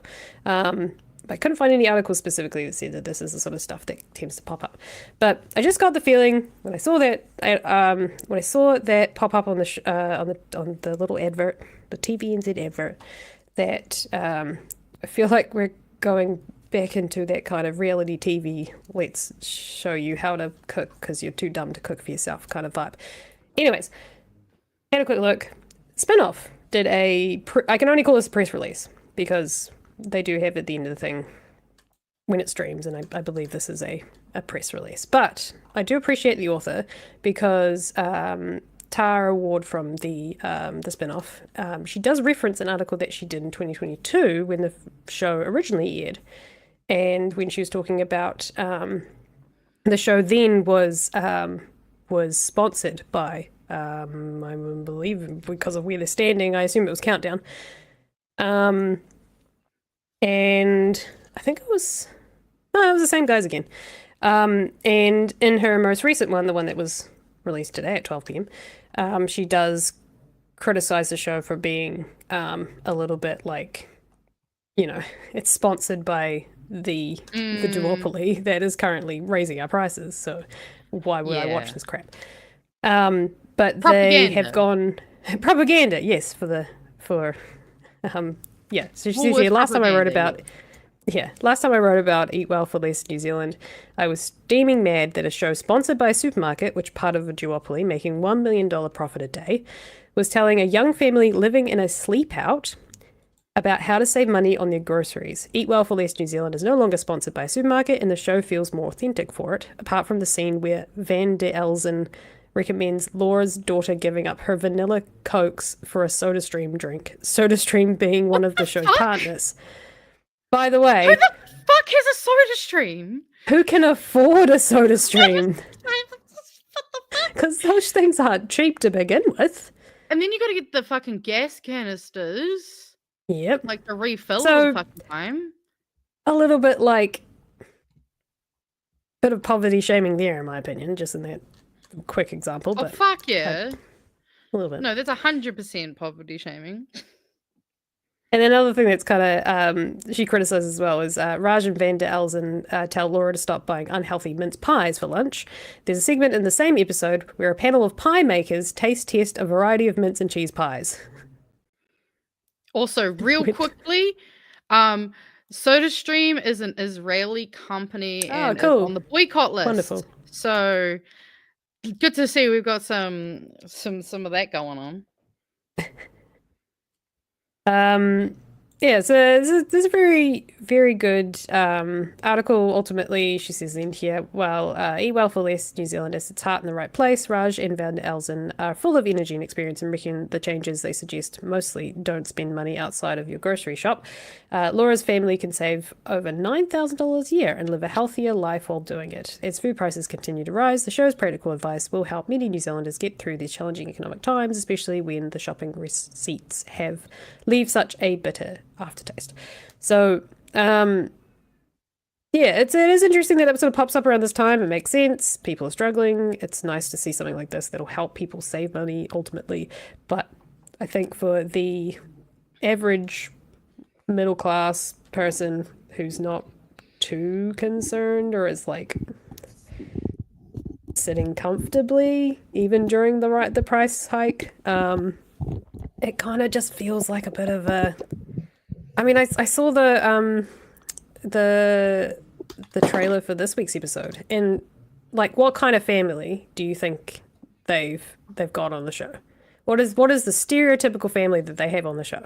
Like 2.5 kids, somehow actually have two parents be together, and white? No.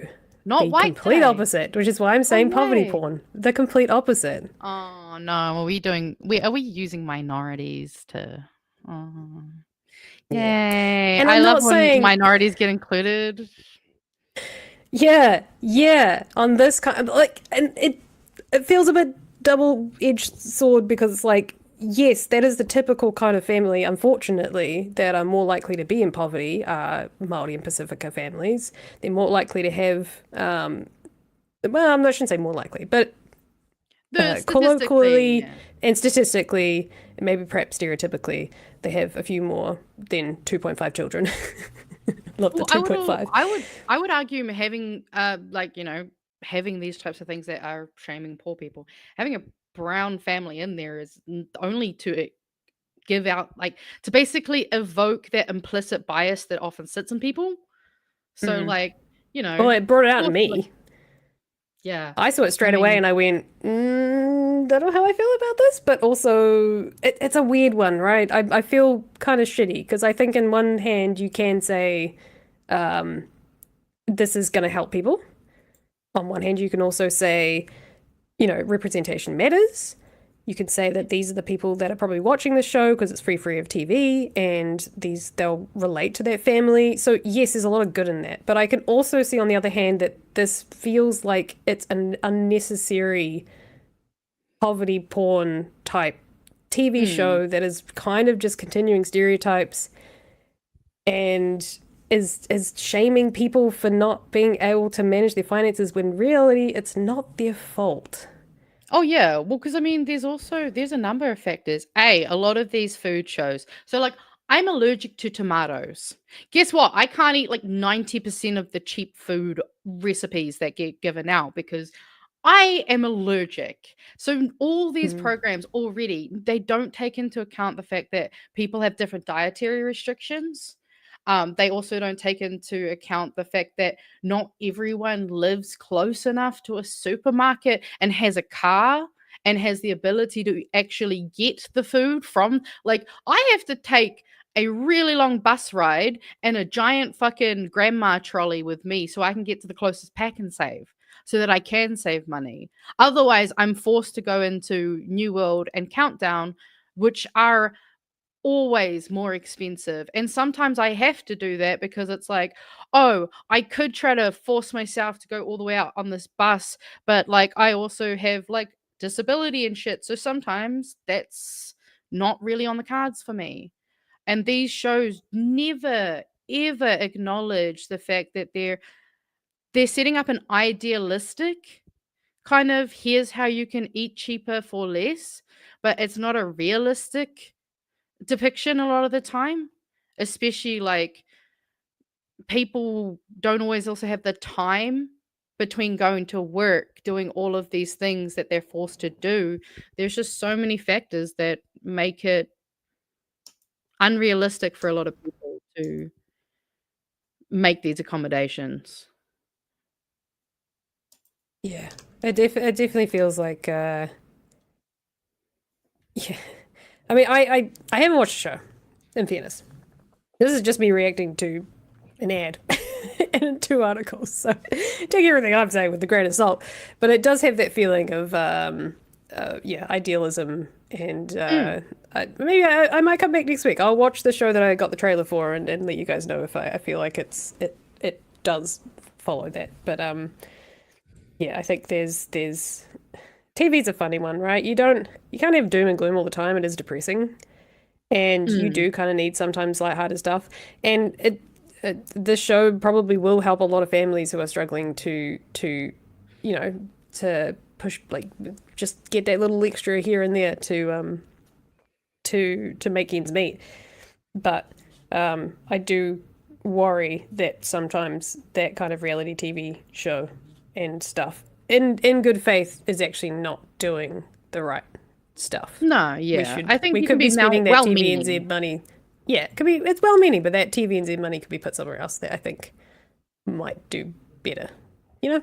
Well, I mean, we used to have Food in a Minute. We don't watch TV and we don't have ads anymore. Food in a Minute was like a quick one that would be during an ad break. You would get Food in a Minute. They give you the recipe, the breakdown, and then you could also get I think you'd go to like your local supermarket and they'd have the little tier of recipes. And like those things are good.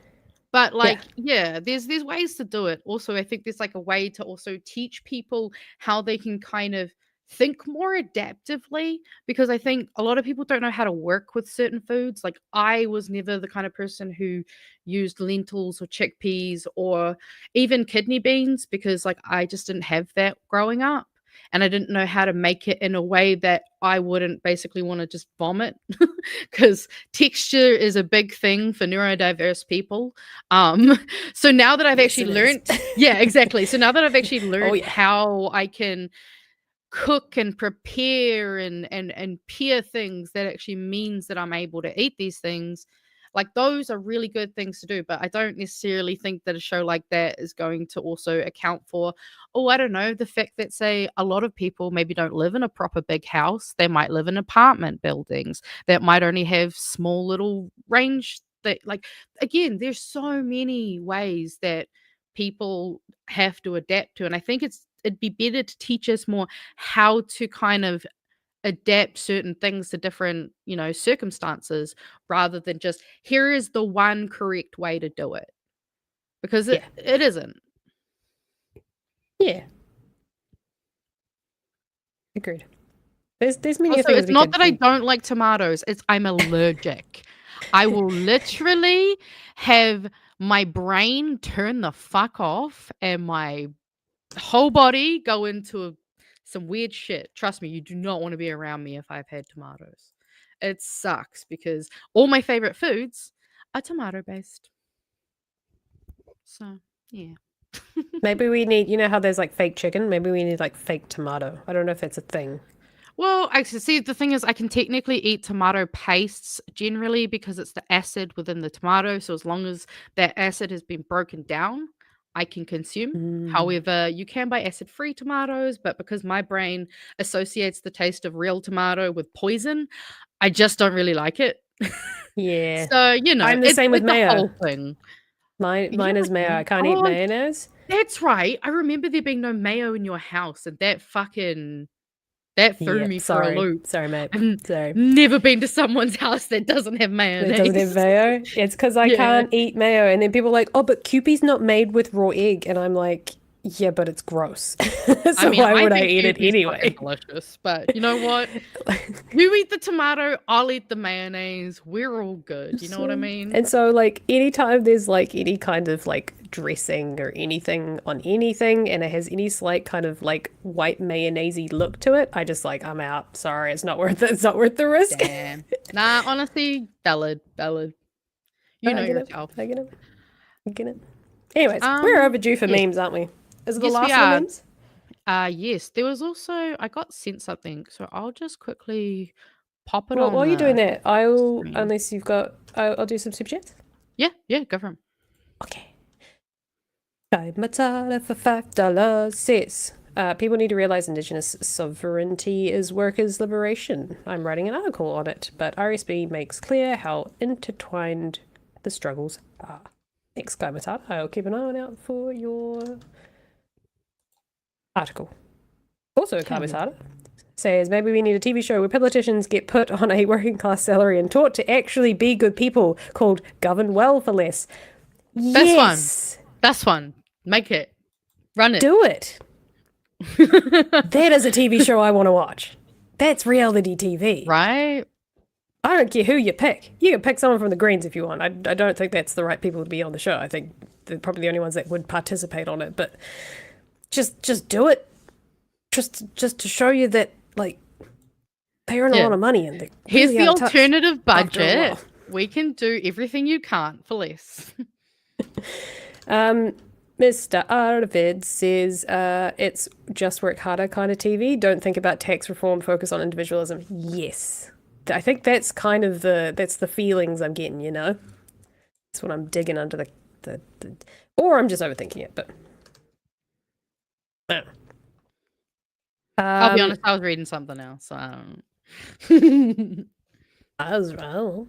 A commentator again says prices fluctuate less today, could be $18 tomorrow.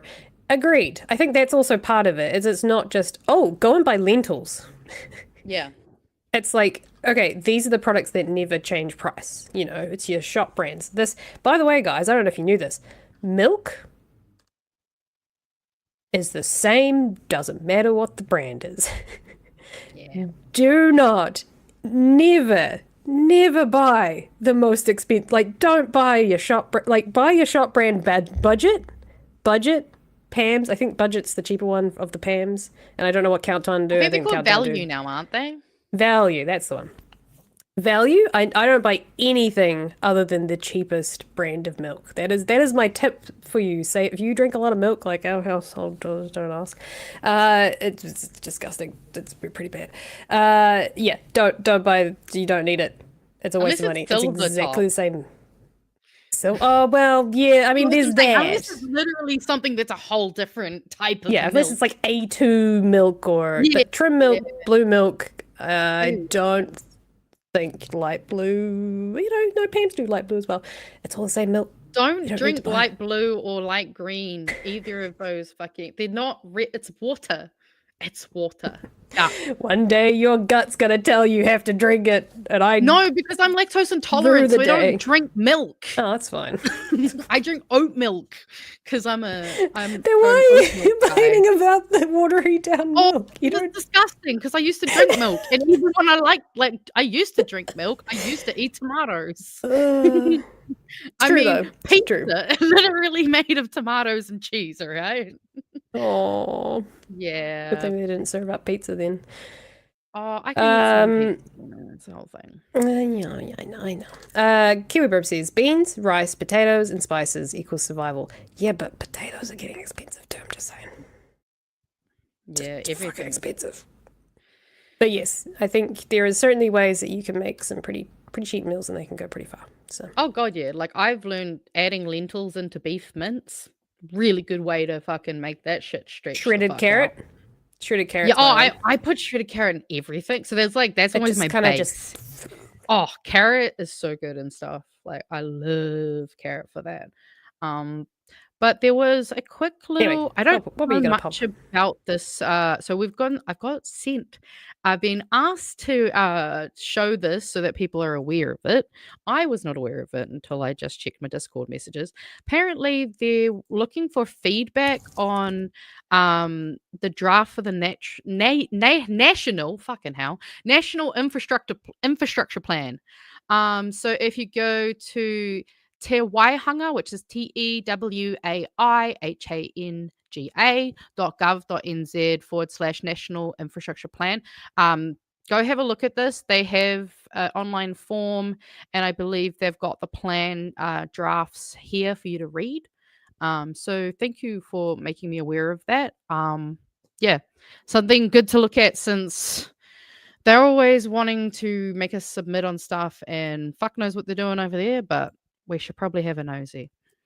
And then I thought I could put in just a real quick positive news that I saw earlier on today because we haven't really had any good news. Let me just see Oh yeah, there we go. So this is from Te Ao News, Māori News.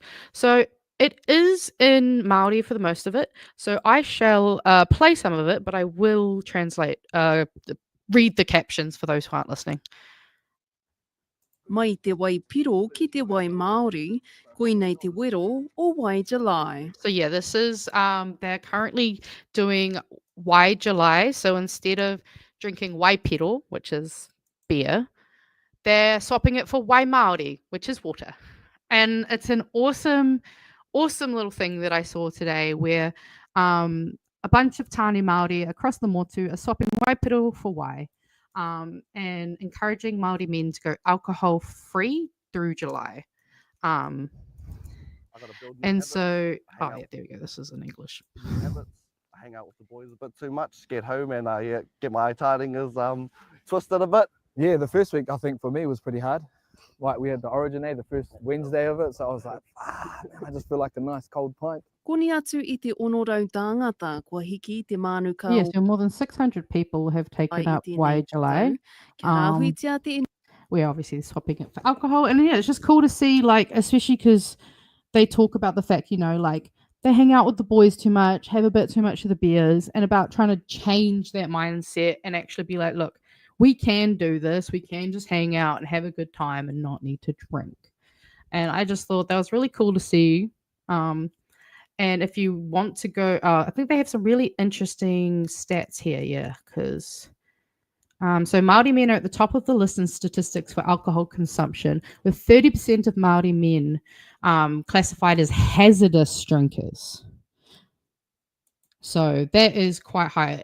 Pākehā, 26%, Pacifica, 23%, and I don't know what that last one is, if I'm honest, because I didn't check what that word meant. Just to be honest.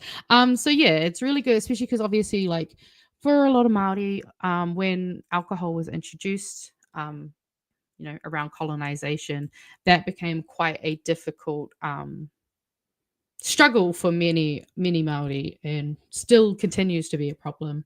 So I just thought that was a really nice little highlight on some Māori men doing some cool stuff. And then I've got my last memes, and I can't hear you. Yes, Nope. you can't. Yeah, there we go. Yes, you can't. Yes. I was sorting out Kiwi Burb. And, Oh, yes. I think they've just seen their little upgrade. Hell yeah. You're welcome. You're Let's welcome. fucking I assume it was approved. I can only assume it was approved. I mean, we need to build our moderation army. We do need So- our moderators, though. So Right? welcome to the Out here mod doing fam. loads of work. Woo! I love that. She's a mod. She's a mod. I'm sure there's a song with that. Yes. Right, Do we have some memes? bonus memes? These are just the bonus memes. These are non-political memes. Well, I guess this one's kind of close. When I remember to bring my reusable bags to the grocery store, it really does feel like that because it never fucking happens. I thought you might like this one. I was definitely born in the right era. I love being able to tell men to shut up without being lobotomized. Oh yeah, Ryjan memed me last week. So this was a quote from last week's show. I'll be right back. Beautiful image. Guys, how's Em supposed to see my memes if she goes away? Guys, she left me and my memes. I guess, should we just go on to the next one? I know, right? It's so fucking rude. Also, congratulations, Kiwi. I'm glad to have you along. You're definitely someone who's very active in the chat, so congrats. You know what? I'm just going to read the super chat because I don't know what the fuck's going on right now. We got the Danger of Mouse for $5. Check your local community center. Ours does a bag of fruit and veg for $15 every week. Huh. That's really cool. I guess I should probably look into stuff like that. That is awesome. Oh my God, she's still gone. What the hell am I doing by myself? Yes, I'm with Tom. Ban M's for abandoning us.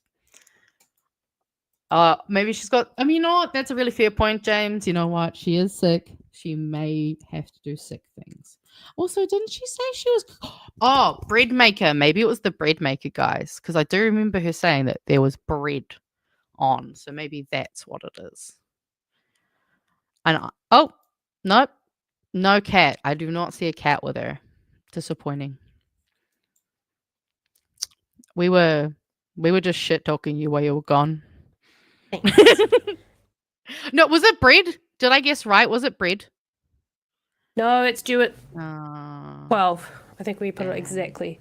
Damn it, at 12. Sorry, no, I had to go sort you're out the fine. cat, and then my bladder decided to also. Nah, you're fine. I was just like, I don't know what to do. I can't show you memes if you're not here. You could have shown the audience the memes. But Yeah, yes, I but suppose we I have am. to see I it am the together. token. Well, you're also the one that I'm talking to actively. Like, I can talk to the chat, but it doesn't make for good airtime. You know what I'm saying? Dead air is bad air. It's monologue, bruh. You gotta learn to monologue. I was. Don't worry. I was just Good. randomly. We were chatting. We were yarning. Also, okay, if we're gonna monologue real quickly, Raiden, if in anyone who is called a fussy eater, you're probably just neurodivergent, and it's called having sensory sensitivities. Don't let anyone make you feel bad about not liking something that makes your mouth want to scream. Because Agreed. I don't eat onions because they're fucking horrendous on my. Disgusting. I like grinding them up into powder.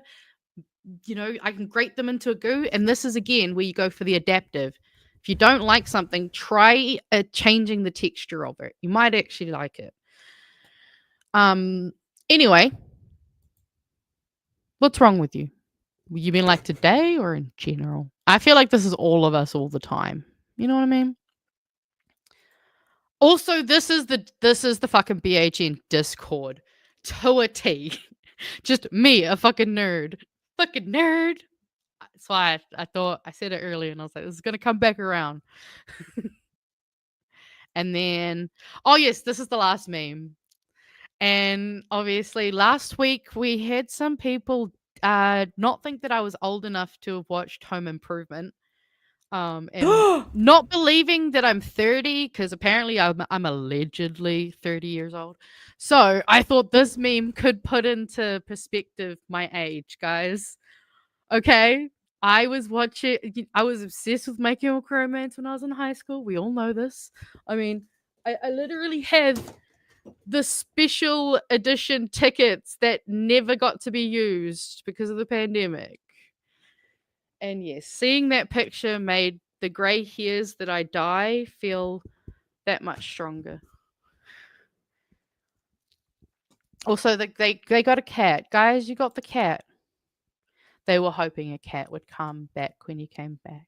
I mean, she was fucking knocking at the door for like 20 minutes. Then I realized I closed the window on her, so it's actually my fault.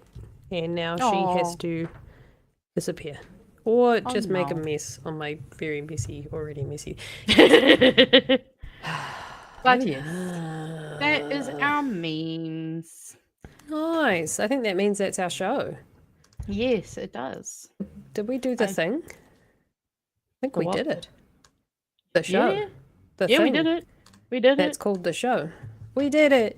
Yay. Now we sing Dun, up. dun, We dun, did dun, it. dun, dun, dun.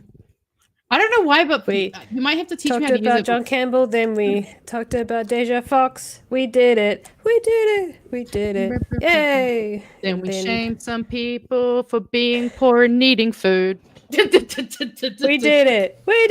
We did it. Yay. Dora, no. I don't know the rest of that, but you get the vibe. We are fucking 30. We're old people.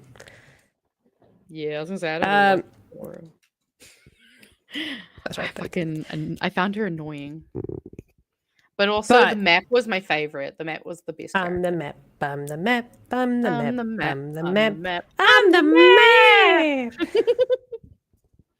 Oh god. The echolalia is gonna start, guys. You gotta be careful. I'm so sorry. Also, you can't say that show did not teach you Spanish. Oh yeah. I will never forget that stars are estrella. Like, come on. I'll never forget Vámonos, which I think is what Yeah. it is. Well, it's more like I don't know what it like means. V. Vámonos means like let's go. It's a V. Oh. But like it's like Vámonos. It's like the softer. Vámonos. To be fair, I learned Spanish when I was working in the kiwi fruit orchard. So I learned how to say "Anda a la concha de tu madre," which means go crawl back up your mother's vagina. There you go. They didn't learn that in Dora the Explorer, did they? Vámonos. That's vámonos. Okay, cool. But yeah, look, I learned things. Exactly. And swipe or no swiping. To tell that to the fucking government. Well, I somehow made it through a whole show. Probably slightly less lucid than usual, but that's the fun of it. Also, what happened to my... There it is. Hopefully you can do the outro credits properly, because when I did it, it took us off the screen and I couldn't figure out how to get us back on it. So I hope it doesn't do that to you, because it did that to me and Rogers for 2 weeks in a row, and I don't know why I was doing what I was doing wrong. Boy, do I have a... Yep. Stuff and things. Do I have something to... Clues! That's so funny. Nah, your one looks better than mine already. You're fine. Roll the outro! Pull the lever, Chung!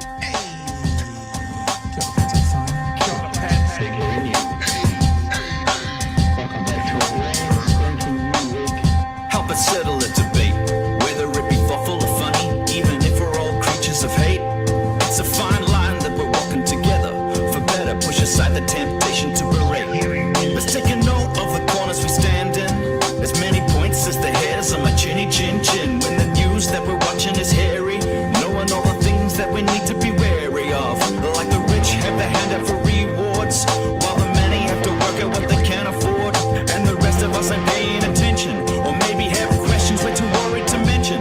Other media is still dwelling on trivial facts, vetting peas from the rice and the mice from the rats, and picking and choosing a warpath to run, and linking ourselves with the hill to die on. It's gotta come down to a welcoming vibe, with an A and a self and a higher in mind. All heavily, neither this way or that, and we'll be analyzed by both Chewie and Pat, with the evil in the world trying to mess with your head, and you're sitting on the couch, you're thinking chivalry's dead. Each night, 2 nights, they're gonna sing you to bed. It's big hairy news. Thanks for putting up with us tonight, and thanks, Gary. We're sorry that you have to now look up Wikipedia for the next 5 minutes to figure out what we were just talking about, but I hope you learned something new, just like you teach us many new things in your wisdom and older age. That's it from us. We'll see you next Friday. Pat and Chewie will be back with you on Monday, and if you're in Christchurch and you want to come to a Greens event that I should be at both Saturday and Sunday, then come say hi. Magenta? Well, you can hang out with me and Detective Rogers on Monday at 6 p.m. as a pre-show for Pat and Chewie. Alternatively, also, go either join the Greens or Te Pāti Māori and fucking volunteer for them, alright? Keep cool till after school, fam. Great ideas. Alright, see you guys next week. Have a wonderful weekend. Bye. Thanks for watching. Bye. Johnny.